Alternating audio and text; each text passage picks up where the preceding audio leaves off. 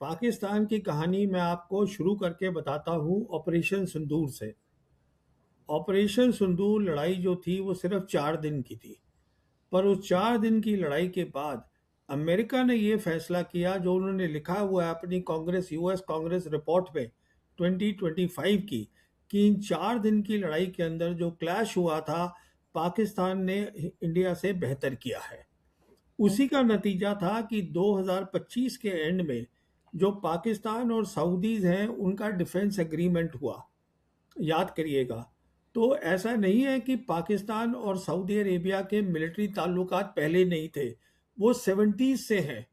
पर ये पहली बार हुआ कि उनका एक फॉर्मल डिफेंस एग्रीमेंट हुआ। तो जैसे आप बता रही हैं, पाकिस्तान आज एक ऐसा मुल्क है जो मल्टीपोलर वर्ल्ड में तीनों बड़ी ताकतों के साथ उसके रिश्ते अच्छे हैं, और वो ऐसा मुल्क है जो कि सब रीजनल पावर समझती हैं। अब उनको समझ में आ गया है कि जो मिलिट्री कैपेबिलिटीज है, और वो कैसे समझ रही है, सिंदूर से, कि मिलिट्री कैपेबिलिटीज में पाकिस्तान कम नहीं है। फिर उनके ये भी समझ में आ गया कि पाकिस्तान लड़ाई लड़ने की विल रखता है, कि वो लड़ते हैं, लड़ने को तैयार है वो। हमने जितने भी ऑपरेशंस किए हैं पाकिस्तान के साथ पिछले 12 साल में, हमने हमेशा उनके टेररिस्ट टारगेट को टारगेट किया है। उन्होंने हमेशा रिटर्न में हमारे मिलिट्री टारगेट्स को टारगेट किया है। मिलिट्री टारगेट का मतलब होता है you are showing the will to fight. फिर वो मुस्लिम कंट्री है, फिर वो वही अकेला मुस्लिम कंट्री है जिसके पास न्यूक्लियर वेपन्स है। पाकिस्तान ने जिस तरह से इस पूरे के पूरे मीडिएशन में जो रोल निभाया है, पाकिस्तान एक ऐसा कंट्री, चीन की उससे दोस्ती है, रशिया से है, सऊदी अरब से है, अमेरिका से भी उसकी दोस्ती है, ईरान भी उसका दोस्त है। यानी कि अगर 2 की जगह 4-5 हाथ भी होते तो तमाम हाथों में उसके लड्डू फिलहाल नजर आ रहे हैं। ये फिलहाल जो उसने मीडिएशन किया है, एक तरफ ईरान के सिग्नेचर, एक तरफ अमेरिका के सिग्नेचर, और नीचे मीडिएशन में शहबाज शरीफ के सिग्नेचर, इससे पाकिस्तान की पोजीशन किस तरह से बदली है? और क्या आपको लग रहा है कि पहले से ज्यादा पावरफुल क्या पाकिस्तान भी हुआ है? और अगर ऐसा है तो ये भारत के लिए कितने खतरे की बात है? पाकिस्तान की कहानी मैं आपको शुरू करके बताता हूँ ऑपरेशन सिंदूर से। ऑपरेशन सिंदूर लड़ाई जो थी वो सिर्फ 4 दिन की थी। पर उस 4 दिन की लड़ाई के बाद अमेरिका ने ये फैसला किया, जो उन्होंने लिखा हुआ है अपनी कांग्रेस यूएस कांग्रेस रिपोर्ट में 2025 की, कि इन 4 दिन की लड़ाई के अंदर जो क्लैश हुआ था, पाकिस्तान ने इंडिया से बेहतर किया है। उसी का नतीजा था कि 2025 के एंड में जो पाकिस्तान और सऊदीज हैं उनका डिफेंस एग्रीमेंट हुआ, याद करिएगा। तो ऐसा नहीं है कि पाकिस्तान और सऊदी अरेबिया के मिलिट्री ताल्लुकात पहले नहीं थे, वो 70s से हैं। पर ये पहली बार हुआ कि उनका एक फॉर्मल डिफेंस एग्रीमेंट हुआ। इसका मतलब ये हुआ कि अब जो है पाकिस्तान के सैनिक होंगे वेस्ट एशिया में। उसके बाद आप देखिएगा कि ये लड़ाई शुरू हो गई। इस लड़ाई के शुरू होते ही क्या हुआ, पाकिस्तान पहले तो फैसिलिटेटर बना। क्यों फैसिलिटेटर बना? क्योंकि पाकिस्तान के सिंदूर के कारण, जिसमें सिंदूर ने बहुत बड़ा रोल प्ले किया, उनके रिश्ते जो हैं अमेरिका के साथ बहुत अच्छे हो गए, प्रेसिडेंट ट्रंप के साथ।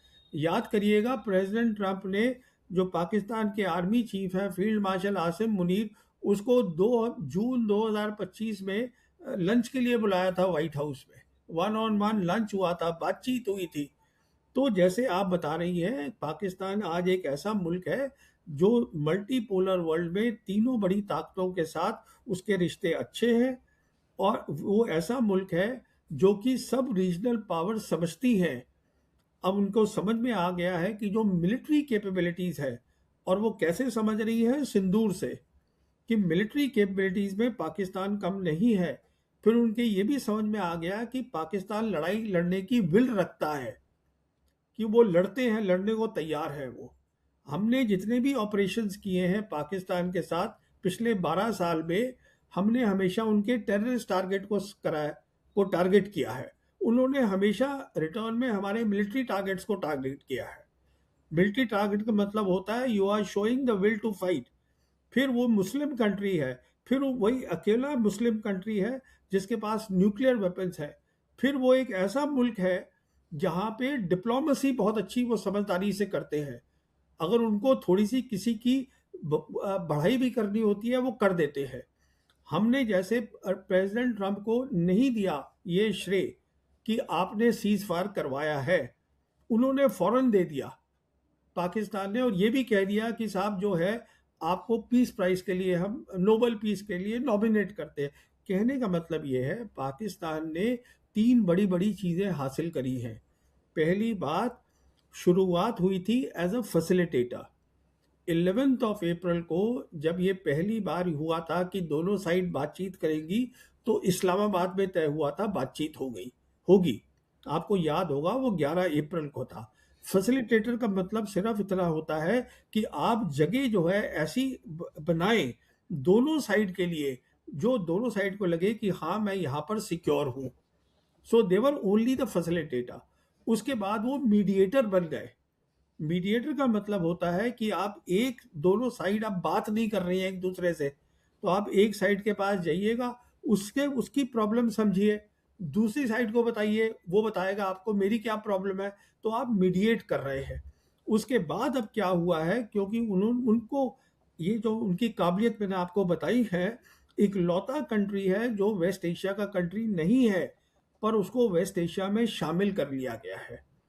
और वो शामिल कैसे हुआ है, अगर आप देखिएगा जो एमओयू साइन हुआ है, जो ईरान ने एमओयू साइन करा है, उस पर लिखा हुआ है इस्लामाबाद एमओयू। और जो तीन बड़ी बड़ी और जो ताकतें हैं रीजनल पावर्स दैट मैटर, कौन सी हैं रीजनल पावर्स, जैसे कि इजिप्ट है, जैसे सऊदी अरेबिया है, टर्की है, उसमें पाकिस्तान भी शामिल हो गया है। तो आज पाकिस्तान जो साउथ एशियन कंट्री है, अब वो जुड़ चुका है वेस्ट एशिया के साथ। तो अब आप समझ सकती हैं वो कहां से कहां पहुंच चुका है। प्रवीण जी, ये क्या अचानक हम ये होता हुआ देख रहे हैं, या फिर ये एक पाकिस्तान की लॉन्ग स्ट्रेटजी थी जिसका हम नतीजा यहाँ पर हम सामने आता हुआ देख रहे हैं? या आप ये देखते हैं कि जो जिस तरह से ज्योग्राफी है उसकी, वो उसको बहुत सूट करती है, या जो एक मिलिट्री पावर है, न्यूक्लियर पावर है, इसलिए वो सूट करता है उसको? क्या आखिर रीजन है कि चाहे हम अमेरिका की बात करें, चाहे हम ग्लोबल नॉर्थ की बात करें, ग्लोबल साउथ की बात करें, दोनों तरफ के जो पावर्स हैं वो पाकिस्तान से हाथ मिलाना चाहती हैं, या पाकिस्तान के साथ खड़ी हुई हैं?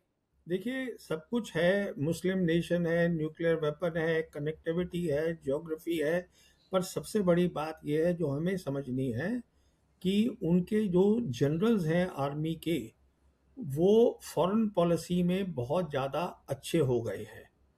इसकी मैं आपको मिसाल देता हूँ कि 1998 में जब हिंदुस्तान ने न्यूक्लियर टेस्ट किए थे, तब अमेरिका क्लिंटन एडमिनिस्ट्रेशन थी, वो कोशिश कर रहे थे कि पाकिस्तान टेस्ट ना करे।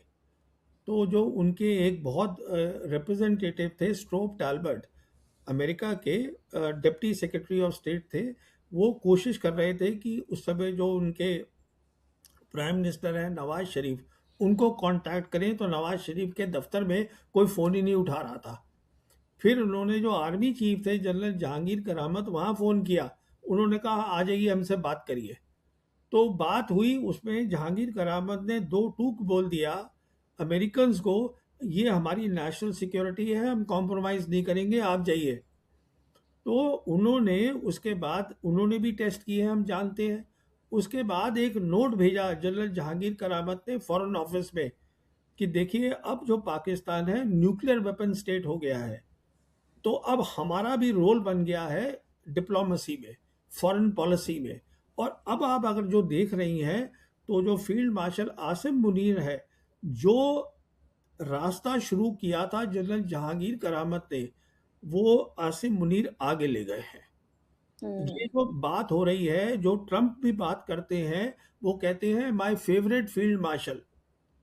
तो सारी देखिए, ये मैं ये नहीं कह रहा हूँ कि उनके जो प्राइम मिनिस्टर हैं उनको नहीं मिलना चाहिए, मतलब कामयाबी का वो, he should also get that thing. But the point is that more and more countries they want to talk to Field Marshal Asim Munir, because they know that these people understand diplomacy, they understand how to talk to them, because this is something they have worked very well, and they are the people who are in power in the GHQ. तो हुँ, आपको हुँ। ये सब चीज़ों को सामने रख के फिर एक फ़ोटो देखिए, तो आपको समझ में आ जाएगा कि डिप्लोमेसी में और स्पेशली अभी जैसे दुनिया बदल रही है, हमारे जो डिप्लोमैट्स हैं, जो फ़ॉरेन पॉलिसी जो हमारी बनाते हैं, पहली तो बात ये है कि सरकार फ़ॉरेन पॉलिसी बनाती है हमारी, डिप्लोमैट्स तो बनाते नहीं। उनका काम है उसको आगे ले जाना। तो आज भी मैं समझता हूँ हमारी जो सबसे बड़ी खामी है, शॉर्टकमिंग है हमारे डिप्लोमैट्स की, उनको मिलिट्री पावर समझ में नहीं आती। जो कि केस नहीं है पाकिस्तानी जनरल्स के साथ, क्योंकि वो सिक्योरिटी तो शुरू से ही देख रहे थे। मिलिट्री लाइन ऑफ कंट्रोल जब बनी थी 1 जनवरी 49 से, तो वो उनकी ज़िम्मेदारी बन गई, सीज़ फायर लाइन। तो उनको वो भी समझ में आता है, उनको ये भी समझ में आता है, और वो पीछे नहीं हटते किसी को थोड़ा-सा बताने में कि हाँ साहब आपने सीज़ फायर कराया। You see in terms of वो ये झिझकते नहीं है कि मैं ही सारा क्रेडिट ले लूँ, वो दूसरे को क्रेडिट दे देते हैं, अगर उनका फ़ायदा हो रहा है। तो ये सब बातें होती हैं जिनको समझना पड़ता है।